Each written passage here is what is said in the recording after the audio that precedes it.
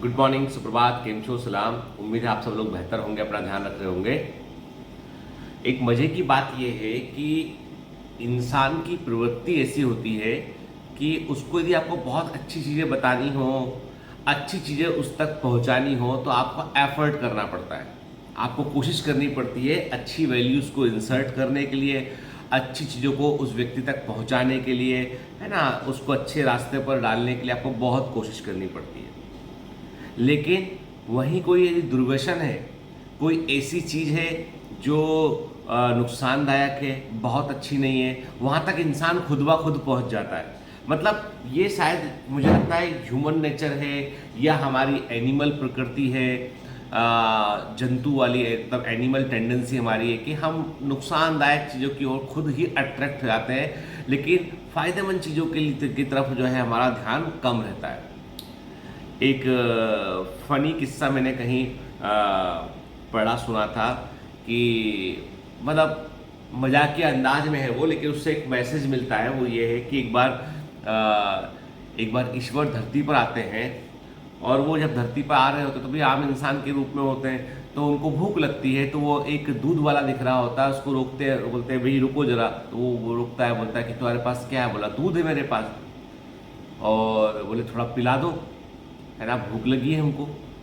तो बोलता पैसे दो, पहले पैसे दो। बोले पैसे क्या होते हैं? उन्होंने कहा चलता है धरती पे पैसा चलता है। तुम कहाँ से, बाहर से आए वहीं से क्या? उसको पता तो होता नहीं, पर वो सब सोचता है कि ऐसा कैसे बोल सकता है कि पैसा क्या होता है।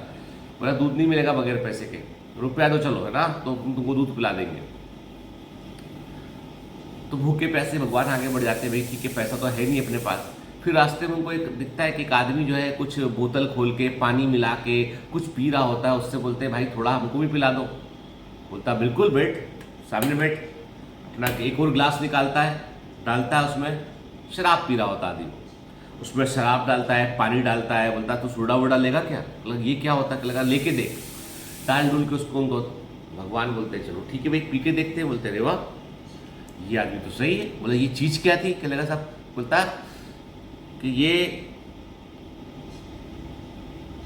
जो है वो स्वर्ग लोक में इसको बोलते हैं सुरा, ठीक है, ये वो है। यहाँ धरती पे बोलते हैं इसको शराब। तो कोई बाहर से आया क्या? वो मालूम नहीं क्या है। भगवान कहते हैं ठीक है। वो बाद में फिर जब इसके किस्से को कंपेयर करते हैं तो फिर वो आशीर्वाद देते हैं। वो कहते हैं भाई ये जो भी पदार्थ है, हमको नहीं मालूम क्या है, ये जो भी पदार्थ है, इस पदार्थ को लेने के लिए लोग जो है वो लाइन लगा के खड़े होंगे। लोगों को देने के लिए पहुंचना नहीं पड़ेगा, लोग खुद ही वहां पहुंच जाएंगे। और वो जो सफेद वाला पदार्थ दूध था ना, जो वो घर घर देना पड़ेगा, जाके घर घर जाके देना पड़ेगा, रोज सुबह उठ के परेशान होकर घर घर जाके देना पड़ेगा। तो आप देखो कभी शराब की दुकानों के बाहर शाम लगते ही भीड़ लगी होती है, लोग रक्का मुक्की कर रहे होते हैं, जबकि नुकसानदायक चीज़ सब कुछ है। शराब का कारोबार करने वाला व्यक्ति जो है वो अमीर होता है बहुत, दूध का कारोबार करने वाला उतना अमीर नहीं होता है ना। उसे घर घर ढबरा लेके घर घर पहुँचाना पड़ता है। तो किस्सा तो फनी है ये, लेकिन ये है कि इसमें से मैंने एक कंक्लूजन क्या निकाला। जब इस किस्से को मैंने कहीं पढ़ा सुना तो मैंने कंक्लूजन ये निकाला कि आदमी की प्रवृत्ति ऐसी है कि अच्छी चीज़ के लिए आपको उसको घर घर पहुँचाना पड़ेगा, और बुरी चीज़ के लिए वो खुद ही भीड़ लगा के कहीं पहुँच जाएगा। ये इंसान की प्रवृत्ति है। इसलिए जब भी कभी तुम कहीं भीड़ देखते हो ना, जब भी कभी कि तुम कहीं भीड़ देखते हो और तुम देखते हो कि वहाँ लोग बाग हैं, पगलाए हुए हैं लोग बाग, तो समझ लेना कि भाई कि ये माया जाल है, ट्रैप है। दुनिया में ऐसे कई सारे ट्रैप बने हैं, 99% लोगों को ट्रैप में फंसा के रखा गया है, जिससे कि वो उस माया जाल में फंसे रहे हो। तभी तो 1% लोग जो है वो महत्वपूर्ण बन पाते हैं, तभी तो 1% लोग रूल कर पाते, तभी तो 1% लोग जो है वो सब कुछ हासिल कर पाते। दुनिया का हिसाब किताब ये है कि 1% लोगों के पास 90% से अधिक संपत्ति है, और 99% लोगों के पास 10% के आसपास संपत्ति है।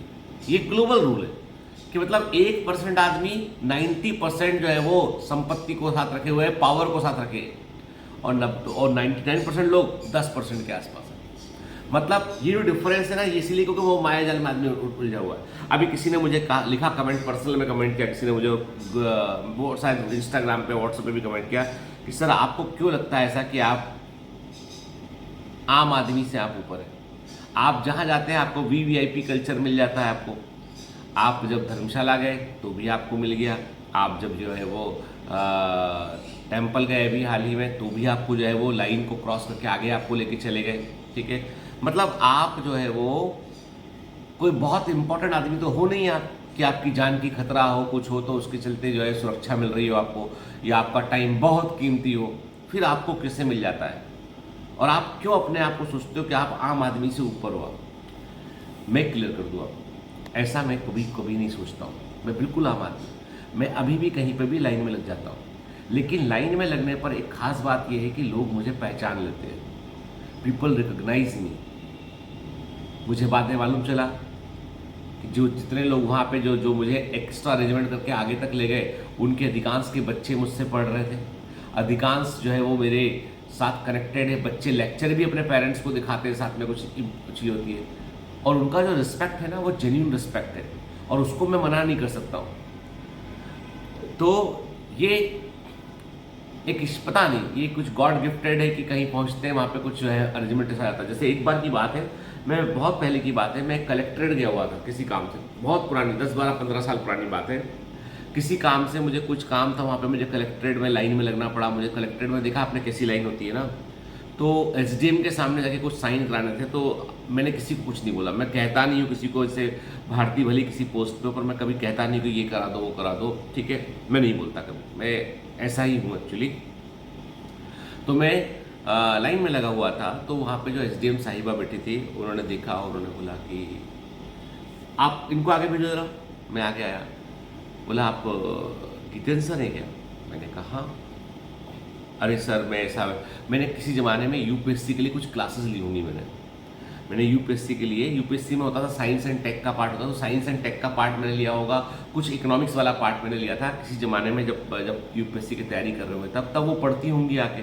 तो उन्होंने बोला सर मैं उस बैच में आपसे पढ़ी हूँ और मैं बहुत इम्प्रेस थी आपके पढ़ाने से, तो मतलब आप यहाँ कैसे? तो मैंने बताया यार ये कुछ हमारा डाइवर्जन का कुछ काम है, वो हो नहीं पा रहा है, तो मैं खुद आया। तुरंत उन्होंने बुला के डाइस पे, जहाँ डाइस एसडीएम बैठता है वहाँ टाइप होता है, वहाँ पे एक चेयर और होती है, उन्होंने मेरे को डाइस पे बिठाया। सारी भीड़ सामने खड़ी थी, डाइस पे बिठाया, मुझसे बात की 5 मिनट उन्होंने, क्योंकि वो बैठी हुई जहाँ पे, और उन्होंने मेरा काम तुरंत करवा के और उसको बोला कि भाई घर का डॉक्यूमेंट्स घर पहुँचा देना सर के, आप एड्रेस लिखवा दीजिए। अब इसमें कोई बोले कि पूरी लाइन क्रॉस करके वीवीआईपी कल्चर, तो इसमें तो मेरी कोई गलती नहीं है, मैं तो लाइन में लगा हुआ था, अभी भी मैं लाइन में लगा हुआ था। तो मुद्दा ये है, मेरा मानना ये है कि आप काम ऐसा कीजिए, आप काम ऐसा कीजिए, आप उस शिद्दत से काम कीजिए, उस दिल से काम कीजिए कि लोग दिल से आपको पहचान कर रिस्पेक्ट दें आपको। मैं एक बार वन विहार, मैंने बताया भी पहले किस्सा, एक बार भोपाल में मैं वन विहार घूमते घूमते पहुंच गया, मेरे पॉकेट में कोई पैसा नहीं, क्योंकि मुझे मालूम था कि मॉर्निंग वॉक में पैसा भी रखना पड़ता है। तो मैं मॉर्निंग वॉक कर भोपाल के अंदर में ताज है वहाँ रुका हुआ था मैं, तो मैं वॉक करने के लिए निकला आगे बाहर, तो वहाँ मुझे जो है वो वन विहार का गेट दिखा। मैंने कहा चलो वन विहार के अंदर घूम लेते हैं, 2-5 किलोमीटर लंबा वॉक हो जाएगा। उसने कहा आप पैसे लगते हैं पैदल पाओ, पैदल भी अंदर आने के शायद 20 रुपये 40 रुपये क्या लगता है, वो मेरे पास था नहीं। मैंने कहा कल दे दूंगा, उन्होंने कहा नहीं ये पॉसिबल नहीं। कोई 2 बच्चे आ रहे थे, उन्होंने कहा सर आप यहाँ कैसे? मैंने कहा यार कुछ नहीं, यहाँ वॉक कर रहा है।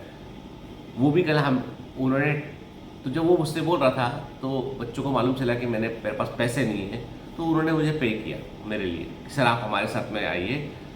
बात 20 रुपये की नहीं, बात उस टाइमिंग की है। अंदर जाने का मौका मिला, लूट के आए। फिर मैंने उन बच्चों को बोला कि चलो भाई तुम मेरे साथ होटल जाओ, मेरे तुम चाय पिलाता हूँ, ब्रेकफास्ट कराता हूँ। तो बात वो नहीं है, बात ये है कि आपको, जैसे आसाम गए थे एक बार, तो आसाम में भी किसी टेम्पल में गए हुए थे, वहाँ भी एक परिवार था, उसने रिकग्नाइज कर लिया, पहचान लिया। कहाँ सर? वहाँ भी लाइन में थे। उन्होंने कहा नहीं हम जानते हैं ट्रस्टी को, हम आपको अंदर ले चलते हैं। तो बात मैंने कहा ना आपसे कि आप लोगों का पर्सपेक्टिव वाली बात है। मैं इसे मानता हूँ कि ईश्वर का आशीर्वाद है ये, कि वो मुझे कभी भी परेशान नहीं होने देता हो। वो मुझे कहता है कि नहीं ऐसा नहीं, ऐसा कर देते, ये ऊपर वाले का आशीर्वाद है। और मैं उसका आशीर्वाद कैसे ले सकता हूँ? अपना काम ईमानदारी से करूँ, अपना काम पूरी ऑनेस्टी के साथ करूँ, उससे ले सकता हूँ, है ना। तो कभी भी बेटा है ना, किसी भी चीज़ को इतने नेगेटिव पर्सपेक्टिव से मत देखो कि आपके मन में जहर भर जाए। मैंने कहता हूँ जलन और जहर जो होता है ना, वो बहुत बुरा होता है आपकी खुद की ग्रोथ के लिए। किसी ने लिखा कि सर आप झूठ बोलते हो, आप जलते तो आप भी हो गए। नहीं। बहुत हो कभी किसी ज़माने में जब जब आपकी उम्र के रहे होंगे तो शायद जलते भी होंगे, शायद ईश्वर पे यकीन भी बिल्कुल नहीं करते होंगे, लेकिन अब इस उम्र में हो चुके हैं तो बहुत कुछ देखने के बाद लगता है हमें कि नहीं, कुछ चीज़ें ऐसी हैं जिनके बारे में आप कुछ नहीं जानते हैं और आप सिर्फ एक कतरा मात्र हैं। आप इस पूरे यूनिवर्स में आप एक कण से भी छोटे हैं। तो यदि आपके अंदर अहंकार और अहम है तो वो व्यर्थ है, निरर्थक है, उसका कोई मूल्य नहीं है, कोई मायना नहीं है उसका। हाँ, स्वाभिमान वाली बात अलग होती है, यदि कोई सेल्फ एस्टीम को टच करेगा तो फिर उसको हम एंटरटेन नहीं करेंगे, लेकिन मुद्दा वही है कि अहंकार का होना और स्वाभिमान का होना एक अलग बात है।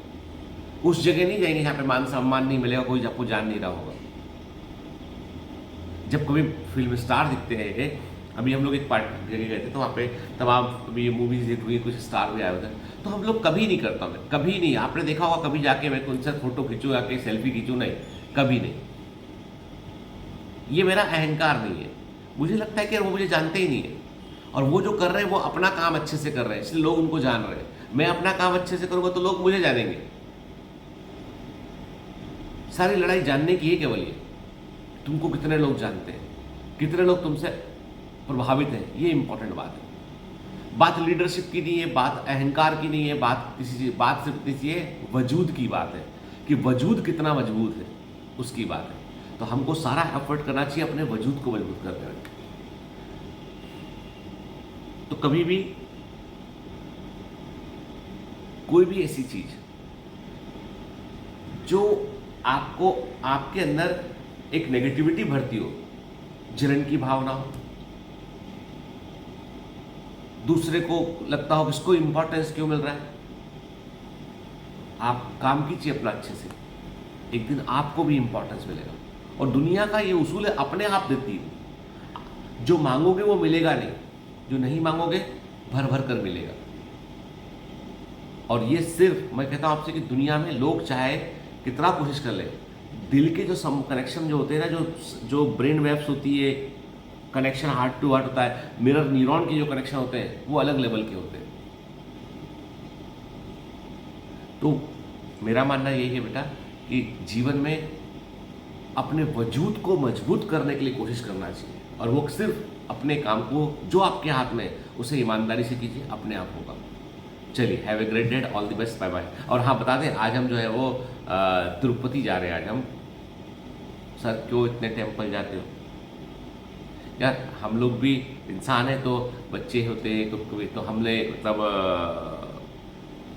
मुझे ऐसा लगता है कि कहीं मैं इन सफलताओं को देखकर मेरे दिमाग पे, सिर पर अहंकार ना चढ़ जाए, तो इसलिए मैं ईश्वर के पास जाके उस छोटे मोटे अहंकार को भी छोड़ के आता हूँ और अपने आप को महसूस करता हूँ मैं बिल्कुल आम व्यक्ति हूँ, मैं जिसको लोग खास बनाते हैं, पहचान कर। बाकी मेरा कोई वजूद नहीं है, वजूद है आप लोग का, कि आप लोग से जुड़ा हूं इसलिए मैं हूं। आप लोग नहीं जुड़े होते तो मैं ये होता ही नहीं कभी। मैं, मेरे पेशेंट जानते हैं बस कि हाँ भाई डॉक्टर साहब है, देखते हैं, ठीक है। चलिए, have a great day, all the best, bye bye.